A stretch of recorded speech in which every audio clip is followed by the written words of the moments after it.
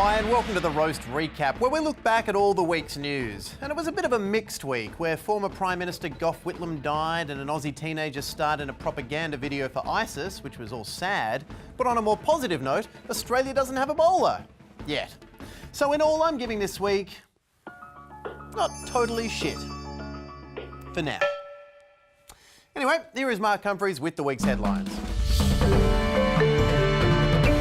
An Australian teenager has appeared in a video from the terrorist group ISIS. So to all the parents out there who are annoyed their teenager stays up too late and doesn't eat enough veggies, it could be slightly worse. The teenager in question is believed to be 17-year-old Sydney-sider Abdullah Elmir. In case you're not sure which one he is, he's the one who's too young to grow a beard.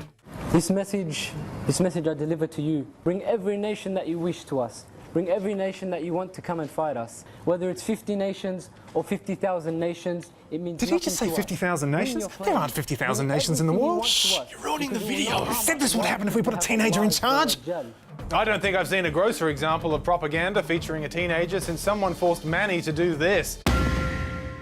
Elmir left his home in June, reportedly telling his mother he was leaving on a fishing trip. To be fair, ISIS is kind of like a fishing trip. It's a bunch of guys sitting around talking shit and killing things. The teen ran away with a 16-year-old friend, but their trip was cut short when his friend was intercepted by his father while he was en route to Iraq. It's understood he was handed a severe grounding, which the teen describes as so unfair I wasn't even going to be a terrorist. So, just to recap on Australia's most dangerous teenagers, this is ISIS, this is Five Sauce. Get to know their faces as they threaten your way of life. The Victorian Labor Party has stood by its plans to legalise cage fighting, a welcome change from the Labor Party's usual form of fighting.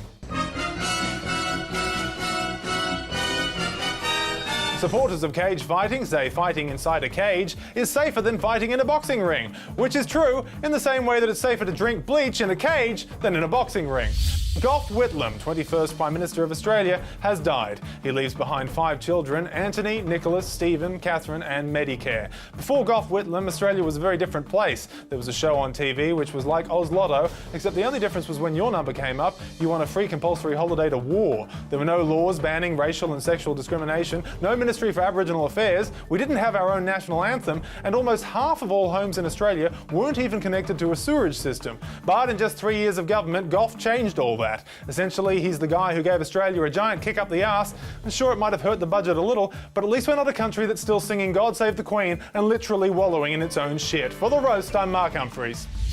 Thank you, Mark. Well, over the weekend, Mathias Cormann, the most famous Belgian-born Australian politician since Tintin, called Bill Shorten an economic girly man, prompting a backlash for his use of a gendered word as a put-down.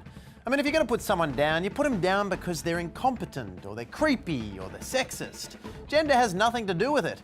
You've got to think about what kind of message you're sending out. We spoke to Alex Lee during the week to find out more. Yeah, what's that, mate? Alex, you look a little different. Yeah, just doing some training, getting my bulk on for G20 season, Tomo. Okay, why? This government's sending out a message and I'm hearing it loud and clear. Yeah, I'm not following. That's because you got girly ears, Tom. The message I hear is what this government is telling its boys on Team Australia. If girly men like Bill Shorten are terrible, then girly girls must be Ebola with tits. Ain't that right, Tones? But Alex, some would say this language is indicative of underlying sexism and that having only one woman on the front bench is further evidence. Well, Tom, I'll direct to you what Cormann said when he was asked about that issue in March. We're not going to get distracted by these sorts of, what I would say are side issues. Oh no, the woman inside me is coming out. More man, more man. I'm a side issue. Have to change myself to fit into Team Australia. Okay. Listen, champ, this is how I see it. A lot of these blokes, like Matty Boy, Tones, and the Brandster, they grew up as privileged hetero white guys, and life's been pretty good to them. Why wouldn't they want all of Australia to be just like them? So, it's up to you. Stand on the sidelines having a whinge like the other girly men, or you can man up and be an MVP on Team Australia. Like I have. Okay, well, thank you, Alex, but I have to say I don't agree with you. You what, mate? You want some? Come here and say that, you girly man! She gone? Yep. But where did this phrase come from? Well, it didn't start with Mathias Cormann. In fact, for a government that acts like the environment murdered its parents, this phrase is very well recycled. That's because the phrase has been uttered before, but not by Cormann. This evil phrase has been handed down by many owners. Like who?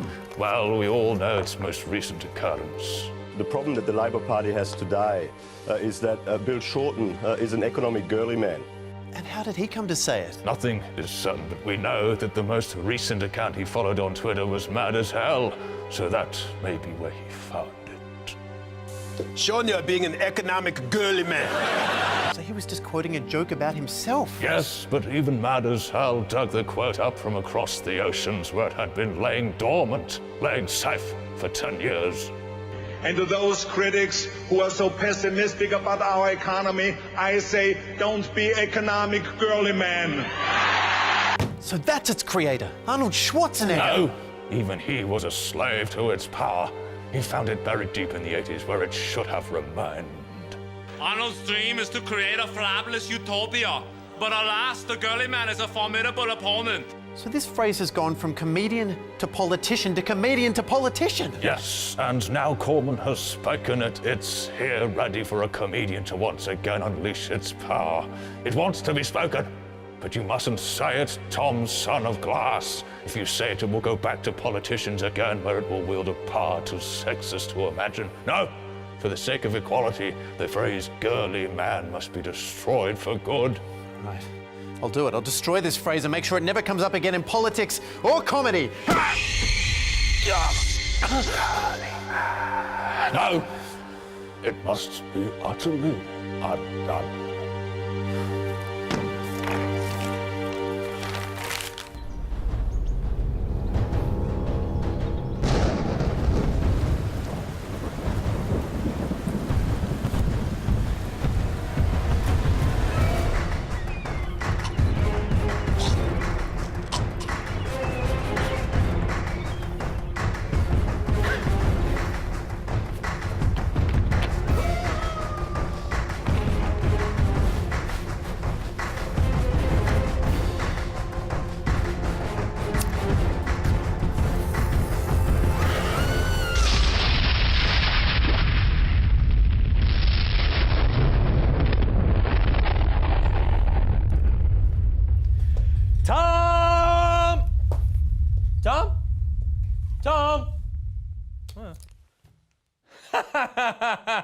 Girly man.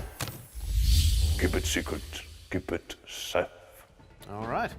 And some people might be wondering, why didn't Tom take the evil phrase to the fires of Mount Doom? Well, that's not where it was forged, so there you go.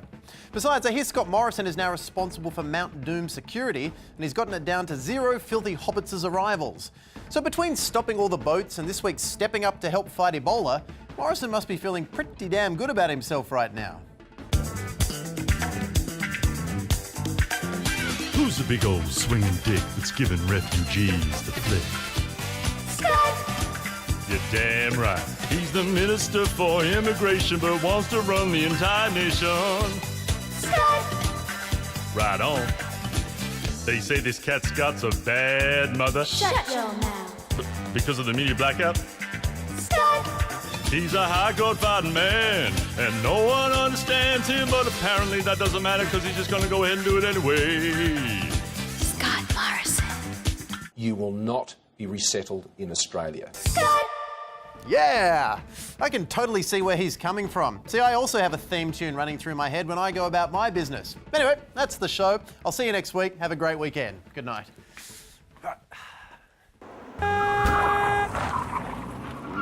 Tom is a new satire guy who no one understands but his pet cat, Squiggles, is walking down the street wondering what he's gonna eat for his dinner.